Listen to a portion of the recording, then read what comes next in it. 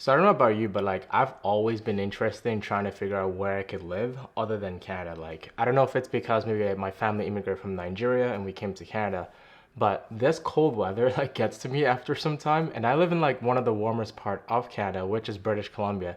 But I'm always interested, and the whole reason, even with my company now, Wealth Marathon, that I set it up is just to be able to work literally from anywhere. So whenever these surveys come out in terms of like the best places for anyone to live abroad, I'm always interested in them. And when I travel, my main reason for traveling is to try to figure out these places where I think, hey, I could live here if I wasn't living in Canada.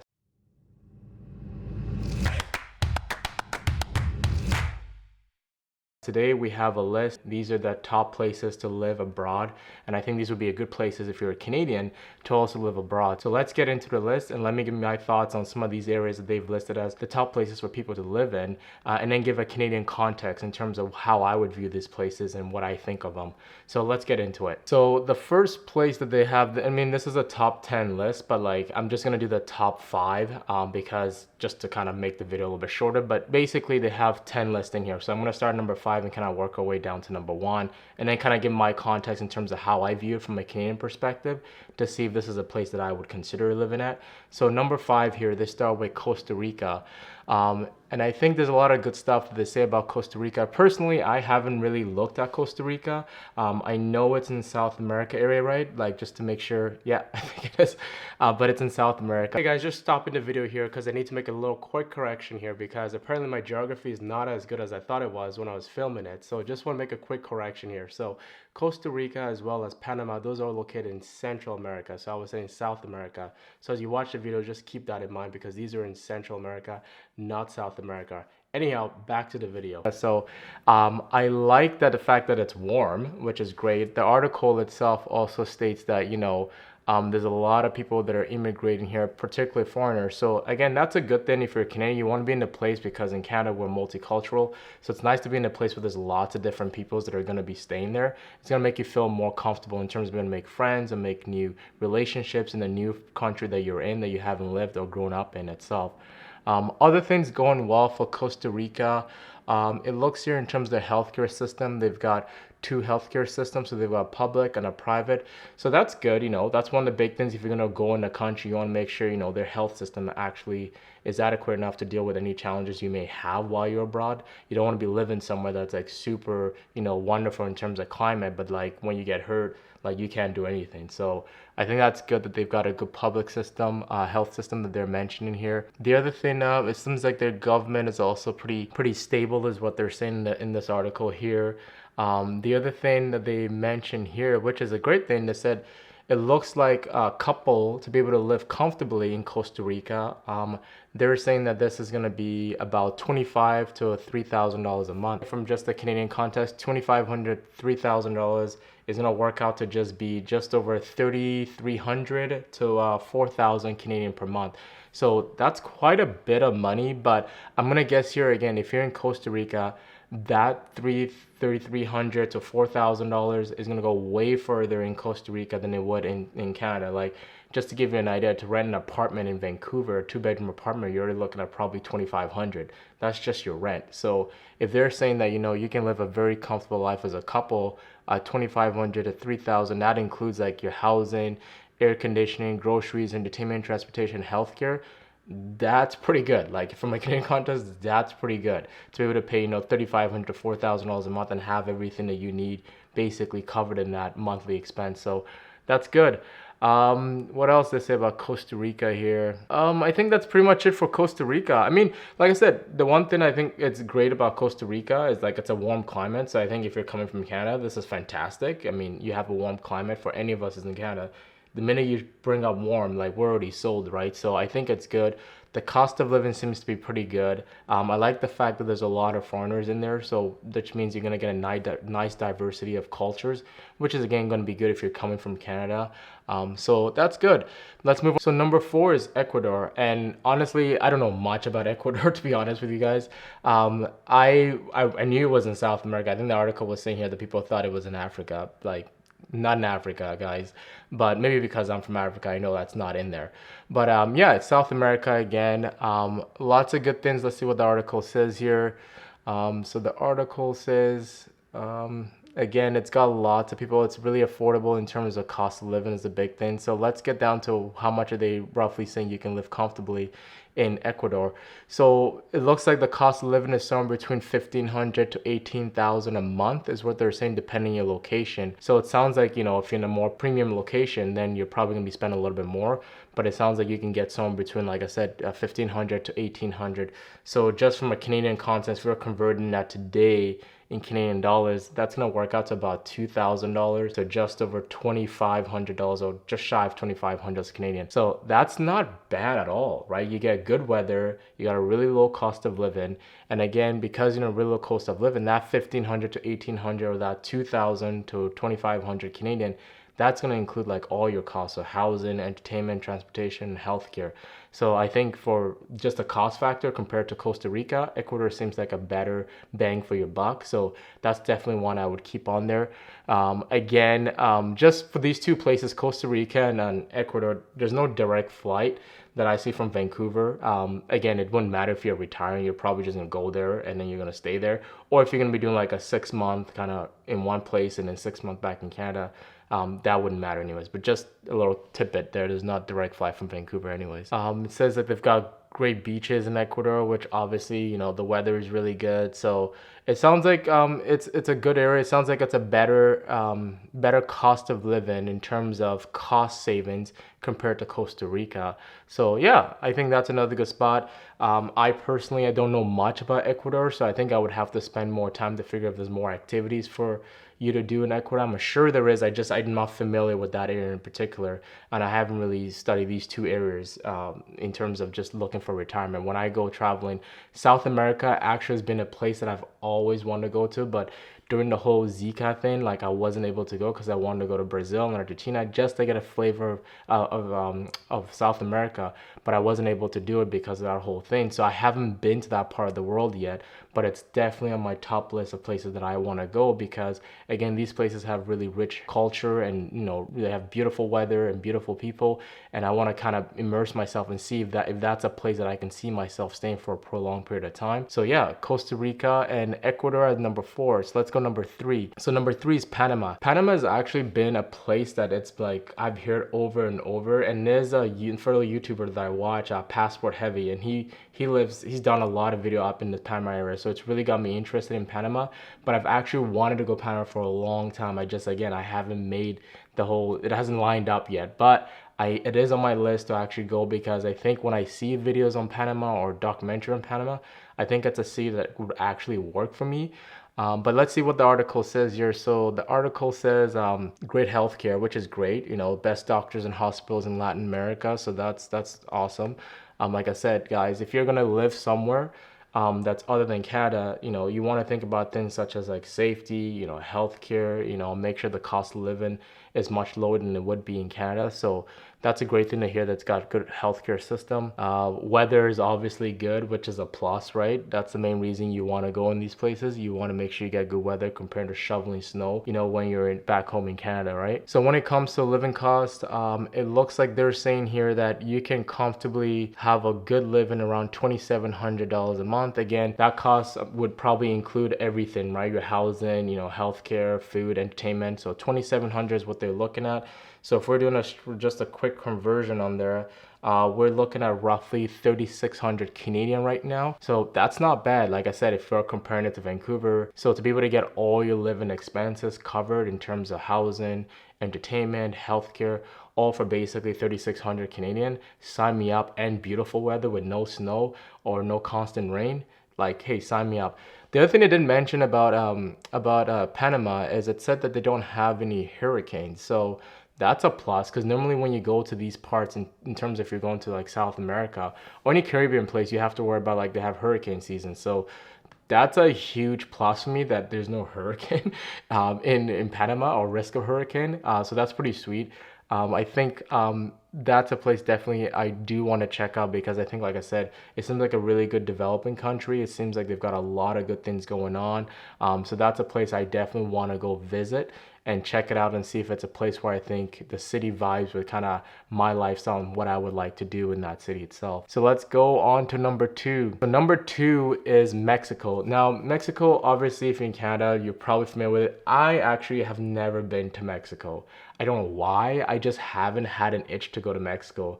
The way I kind of travel is sometimes I sort of avoid going places that I can go to at any time. And I think that's been, the reason why I haven't been to Mexico is because I feel like I can just get on a flight and go there at any time. So I tend to go to further destinations that take more effort than destinations that are nearby. But I've heard lots of good stuff in Mexico. Obviously, if you're in Canada, you probably heard a lot of people who've retired in Mexico, or they spend 6 months in Mexico and then come 6 months back. But let's look at the article and see kind of what it's saying here. So it looks like they've got a really good healthcare system is what it's saying. It's saying most couples can, have a comfortable life around $2,000 or $2,500 per month. Again, that would include basically everything, right? You're talking about like your housing, healthcare, and all that. The fact that it's got a really good healthcare system surprises me. I didn't know they had a really good healthcare system. So that's a plus. Again, remember guys, if you're in a place, wherever you decide to want to lay some roots, you got to make sure the healthcare system's good, because if something were to happen, you want to make sure that you can actually go to the hospital. So I think that's good to hear that. I didn't know that about Mexico, to be honest with you. So that's a good thing. And then $2,000 to $2,500 per month. So that's going to work out to roughly 2,600 to 3,300 Canadian. Again, that's pretty ridiculous cost of living, because again, if you're comparing to like Vancouver, just your rent alone or your mortgage payment is that payment alone. So to be able to have everything you need, quality of life for that amount, that's really awesome. So I think that's a good thing. And also with Mexico, you have the fact that it's just a short flight from Canada. So that's a good thing. And you have amazing weather there. The food must be amazing. Again, like I've seen the food's awesome. So I think that's a really good spot. But let's go, it's not number one, that's number two. So let's go to number one to see what they say here. So number one is Portugal. Now, Portugal, I have been to Portugal. And honestly, Portugal is probably the one city that I've been to where once I traveled, I knew for sure that's a city that I could retire in. Because it just seemed to have everything that I need in the city. I like quietness, but I also like to be in the middle of the action. And to me, Portugal has everything. It has everything that I need. It's a big metropolitan area. It's got good food. People are really friendly. It's got a good healthcare system, and they speak English, which is great because, if you're going to retire somewhere, it's nice to have the language, be able to speak the same language as other people. Obviously, I would learn Portuguese, but I'm just saying like there's enough English speaking that it doesn't make it a barrier if you can't speak Portuguese right away, right? So I love Portugal. And like I said, Portugal is probably my primary country right now. If I'm looking to retire, this would probably be it. There's just so much that they got going on in Portugal. But let's look at what they say for cost of living here. So they're saying roughly cost of living to live comfortably somewhere between 2,500 to 3,000. So that's going to work out to Canadian about 3,300 to 4,000 a month. And again, that's including all your cost of living. So housing, everything that you need. I think you could, being that I've actually visited Portugal, I think depending where you decide to reside in Portugal, I think you can actually have it a little bit cheaper than that. But again, I think that's probably a safe number. This is probably somewhere close to the city. Again, if you go further out, maybe you can get a little bit cheaper. But like I said, I love Portugal. I think it's got so many things. There's actually a place called Lagos, or they call it Lagos, but it's named after like the Nigerian city Lagos. But yeah, so it's a super nice place. People are super friendly, good weather year round. I think it's probably a place I would consider, and I can see myself comfortably living there without having any issues. So those are the top 5 cities according to International Living. And again, they do these reports every year to try to figure what's the best city to live abroad. What's really cool about the way they do their survey is they're not just taking in, a lot of times you see like top cities to live in or retire in. And basically what they would do is just basically like a survey kind of a thing, right? But these are actually people who are living on the ground telling like, hey, this is how much it actually costs for me to live here. These are my expenses. So you get a more detail in terms of information, in terms of, hey, what's the actual cost of living, rather than just some random figure they throw out there to say, hey, I think this will be affordable for you to live in. So that's cool. To recap it, so they do have an overall rating in terms of how these cities are rated. So I'm just gonna recap it here. So when it came to, Portugal, housing was rated as 74, visa benefit was at 90, cost of living was 85, and then affinity, which is basically that rating they said in their report is basically, rather than just having random cities that their writers think about writing about, they actually want to see where do people actually want to live, and then that goes into that rating. So that's all that is. And then development is 94, climate is 88, healthcare is 92, and then for an average score of 87. For Mexico, you had housing at 70, they rated the visa benefits at 92, cost of living was at 92, and then affinity again was 87, and then development and governments was 80, climate was 86, of course, nice weather, and then healthcare was 82 for an average of 84. Panama was actually pretty good on housing, 77, and then visa benefit was the highest of the whole group, was 98, and then cost of living was 78, and then affinity was 85, and then we have development and governance at 86 here. Make sure I'm not screwing that up. 86, and then climate is 80, and then healthcare was 84. So for an average 84, and then Ecuador we have 80 for housing, 91 for visa benefit, cost of living was 88, and then development and governance was 76, and then climate 87, and then healthcare 81, and average score was 83. And then finally for our running up our top 5 list. So we have Costa Rica, they rated housing at only at 60. So I'm not sure, again, maybe it's a little tougher compared to the other cities to get housing for as a foreigner. Visa benefit though was 94, and then cost of living was 68 here, and then development governments was 78, and then we have climate at 80.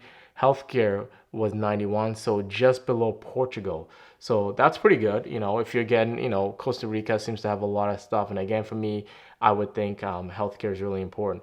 But for me, I mean, the best cities for me in terms of retirement right now, I would say Panama is probably if I'm going to South America, Panama is definitely on the top list of places I want to check out. And then I think if I'm going to Europe or somewhere, it definitely would be Portugal. But right now, Portugal is probably the top city for me in terms of where I've considered and say I could definitely see myself being here 6 months out of the year or year round itself. It's just got a lot of things going for it in terms of just culture, it's multicultural, the English speaking, the fact that it's similar to the life or, the amenities and stuff that we do is similar to what you're used to in Canada. So there's not a huge culture transition, but I just love the city. Like I said, I've been to the country, been to different parts of it, and I keep wanting to go back there. So definitely that's a place that I would consider retiring long term, or if I wasn't living in Canada. So that's the list. What do you guys think? What are some of your cities? What would you consider these cities to go, maybe spend 6 months out of the year there, or maybe live there full time? Let me know your thoughts on the comments below. And again, these are your top 5 cities for 2023 in terms of where I think Canadians can consider retiring to get a big bang for your buck.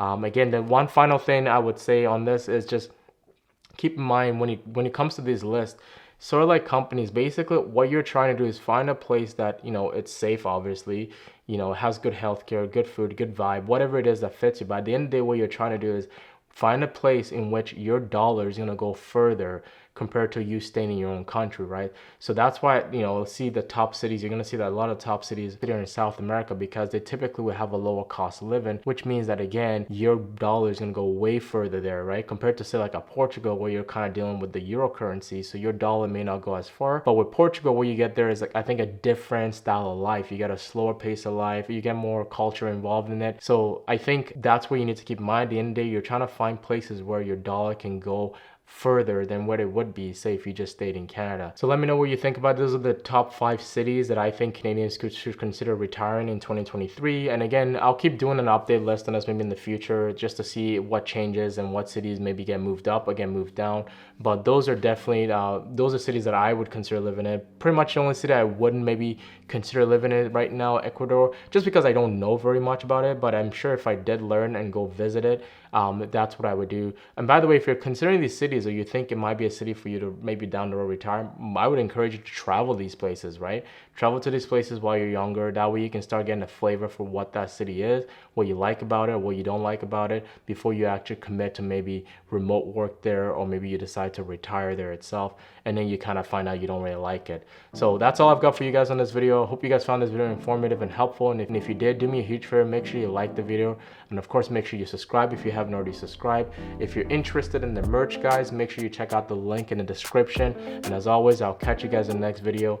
Take care.